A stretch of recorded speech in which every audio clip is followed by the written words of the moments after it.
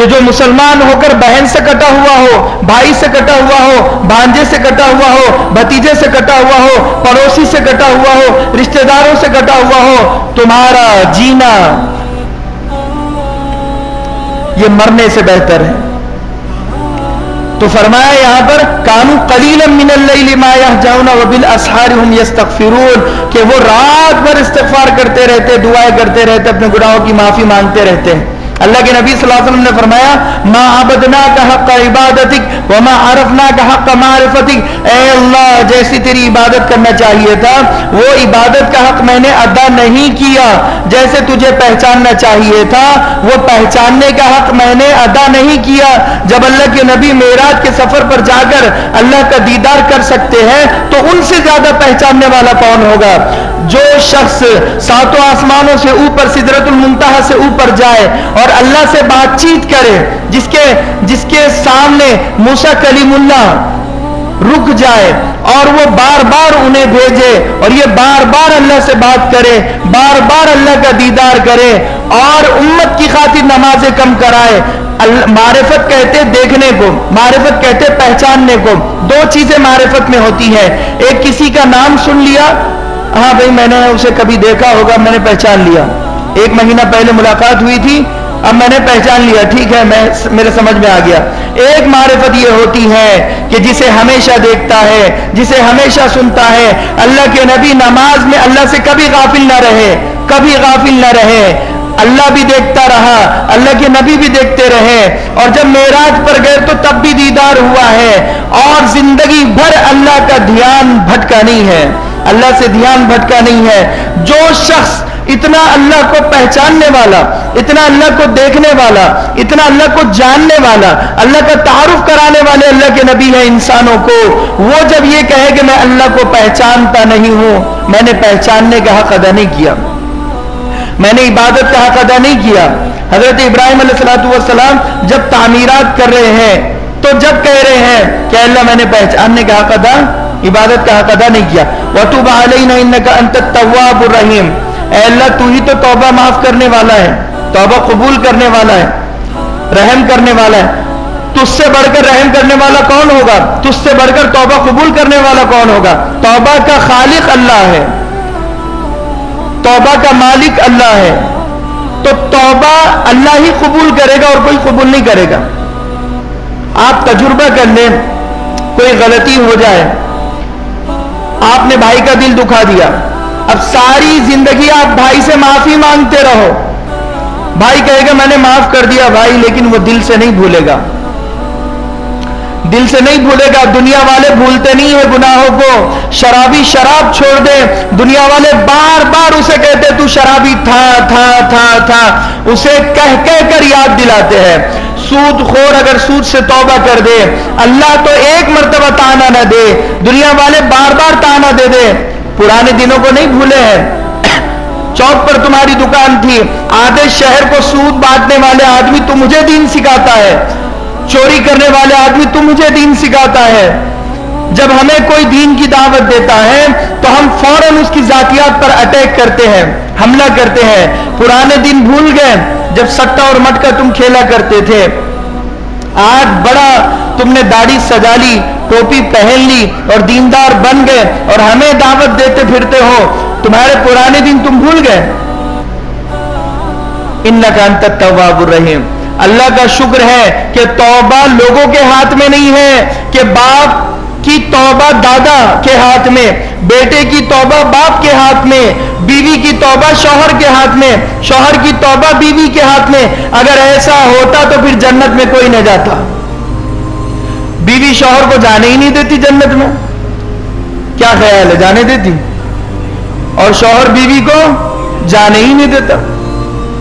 ظاہر سی بات ہے کہ اللہ نے اپنے ذمے اپنے طور پر لکھا ہے، اپنے اختیار میں رکھا ہے کہ میرا بندہ ہے، میں توبہ قبول کر دوں گا، تمہیں فکر کرنے کی کوئی ضرورت نہیں ہے۔ اور آگے ایک بڑی دعا کی، اب یہ ماحول بنا رہے ہیں، کیا دعا کی؟ ربنا وبعث فیہم رسولا منہم۔ یہ دعا اصل تھی، یہ دعا اصل تھی۔ پہلی دعا میں کہا اسماعیل کو اور مجھے تیرا فرما بردار بنا دے. پھر کہا کہ اسماعیل کی اولاد یعنی اپنی خود کی نسل کی فکر کی ہے کہ اسے بھی فرما بردار بنا. پھر تیسری دعا میں کہا اے اللہ اسی اولاد میں تیرا پیغمبر بھی بھیج دے. ربنا وبعث فیہم رسولا منہم، اے اللہ کعبۃ اللہ تو ہم نے بنا دیا، اس کعبۃ اللہ پر لوگ آئیں گے اور دین سیکھیں گے. وبعث فیہم رسولا منہم، تو انہیں دین سکھانے والا بھی تو کوئی چاہیے، کوئی پیغمبر ہونا چاہیے. یتلو علیہم آیاتی کا، جو قرآن کی آیتیں تلاوت کر کے سنائے لوگوں کو. لوگ ہے نا قرآن سننا بھی لوگوں کو بڑا دشوار جاتا ہے. اتنا آسان ہے قرآن سننا کہ اگر ہمارے پاس انٹرنیٹ ہو تو ہم دن بھر قرآن سن سکتے ہیں. کوئی حافظ صاحب سے دوستی ہو جائے، کوئی عالم صاحب سے دوستی ہو جائے تو جب ملے ان سے قرآن سن سکتے ہیں. نماز کا وقت ہو جائے نماز میں ہم قرآن سن سکتے ہیں. مگر نہیں، جہاں ایک حرف پر ہمیں 10 نیکیاں مل رہی ہے اور 30 نیکیاں مل رہی ہے، اور ان ذی الحجہ کی یہ 10 دنوں میں ثواب کا معیار اتنا بڑھا دیا جاتا ہے کہ اس کے ہر دن کا روزہ 1 سال کے روزوں کے برابر، ہر رات کی عبادت شب قدر کی عبادت کے برابر ہے. جب ان ماحول میں کوئی قرآن سنے گا تو اب 30 نیکیاں نہیں ملے گی، اب 100 گنا زیادہ بڑھا کر اجر و ثواب دیا جائے گا. اتنا جتنا میں بول نہ سکوں، اتنا جتنا آپ سمجھ نہ سکے، اتنی نیکیاں. ایک حرف پر اتنی نیکیاں مل جائے گی، کروڑوں اربوں خربوں کہ جتنا کیلکولیٹ نہ کر سکے، گن نہ سکے، شمار نہ کر سکے. اتنا سیزن چل رہا ہے بونس لینے اور دینے کا، اور ہم غافل ہیں. کوئی دکان پر، کوئی مکان پر، کوئی گناہوں میں لگا ہوا ہے، پھر بھی ہم قرآن سننا نہیں چاہتے. اللہ کے نبی کے آنے کے مقصد میں ایک مقصد یہ ہے یتلو علیہم آیاتی کا، کہ یہ پیغمبر یتلو مسلسل قرآن کی تلاوت کرتے جائے. مضارع کا صیغہ ہے. مضارع کا مطلب کہ فیوچر سینٹینس ہے یہ، یعنی مستقبل کا صیغہ ہے یہ. ایک ہوتا ہے نا پاسٹ، پریزنٹ اور فیوچر، ورب، پروناؤن، وہ جو انگلش کا ہوتا ہے. تو یہ فیوچر کو اللہ کے نبی صلی اللہ علیہ وسلم مسلسل یتلو تلاوت کرتے جائے اور امت سنتے جائے. وَيُعَلِّمُهُمُ الْكِتَابَ، اب یہ قرآن کی تلاوت آ گئی. وَيُعَلِّمُهُمُ الْكِتَابَ، دوسرا مقصد یہ ہے کہ تاکہ یہ قرآن کی تعلیم کر کے دکھائے. قرآن کی تعلیم کیا ہے؟ وہ تو تلاوت تھی جو ہم سنتے ہیں. تعلیم کا مقصد یہ ہے قرآن کا ترجمہ امت کو کر کے بتائے، قرآن کی تشریح امت کو کر کے بتائے، قرآن کی تفسیر امت کو کر کے بتائے. امت ہے کہ سننے کے لیے تیار نہیں ہے. آج تفسیر ہر مسجد میں چلتی ہے، آج ترجمہ و تشریح کا کام کئی مدارس اور مساجد میں اور مکاتب میں ہوتا ہے، مگر ہمیں سورہ فاتحہ کا ترجمہ سلیقے سے پتہ نہیں ہوتا. ہمیں انا آتینا کل کوثر کا ترجمہ پتہ نہیں ہے. ہمیں علم تر کیف کا ترجمہ پتہ نہیں ہے. سمیع اللہ لمن حمیدہ کا ترجمہ پتہ نہیں ہے. اللہ اکبر کا ترجمہ کچھ لوگوں کو معلوم ہوگا، دیہات کے جو دور دراز کے انہیں بھی پتہ نہیں ہے. لا الہ الا اللہ محمد رسول اللہ کا ترجمہ آج امت کے 30% طبقے کو پتہ نہیں ہے. 30% طبقہ. یہ اس لیے ہے کہ یتلو علیہم آیاتی کا ویعلمہم الکتاب، قرآن کی تعلیم ہو رہی ہے مگر انہوں نے ضروری نہیں سمجھنا، قرآن کو سمجھنا ضروری نہیں سمجھا. یہاں بھی تفسیر ہوتی ہے لیکن ہوتے ہی کتنے لوگ ہیں؟ 5-10 لوگ ہوتے ہیں. والحکمہ، اور یہ حکمت کی تعلیم بھی دے. حکمت بہت زیادہ ضروری ہے. حکمت اسے کہتے ہیں ہر چیز کو اس کی جگہ پر فٹ کر دینا، یہ حکمت ہے. مثال کے طور پر قربانی کے دن ہے، اب حکمت یہ ہے کہ ان دنوں میں قربانی ہی کی جائے، یہ حکمت ہے. اور بے وقوفی یہ ہے کہ قربانی کے بجائے اتنے پیسے غریب کو صدقہ کر دیے جائیں، یہ بے وقوفی ہے. قربانی اس پر واجب ہے، یہ چاہتا تو حصہ بھی لے سکتا ہے، جانور بھی لا سکتا ہے. لیکن کچھ لوگ ہوتے ہیں جو کہتے ہیں غریبوں کی مدد ضروری ہے. غریبوں کی مدد آپ 3 دن کے بعد کیجئے یا 3 دن سے پہلے کیجئے. یہ 3 دن خاص قربانی کے ہیں. یہ حکمت ہے. فجر کی اذان ہو گئی، اس وقت حکمت یہ ہے کہ سب سے بڑا عمل فجر کی نماز پڑھنا ہے، اس سے بڑا عمل کوئی نہیں ہے. ظہر کی اذان ہو گئی، حکمت یہ ہے کہ سب سے بڑا عمل ظہر کی نماز ادا کرنا ہے.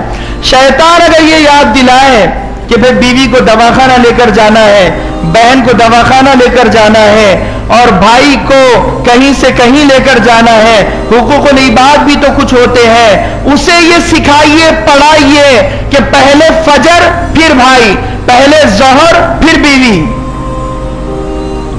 یہ حکمت ہے.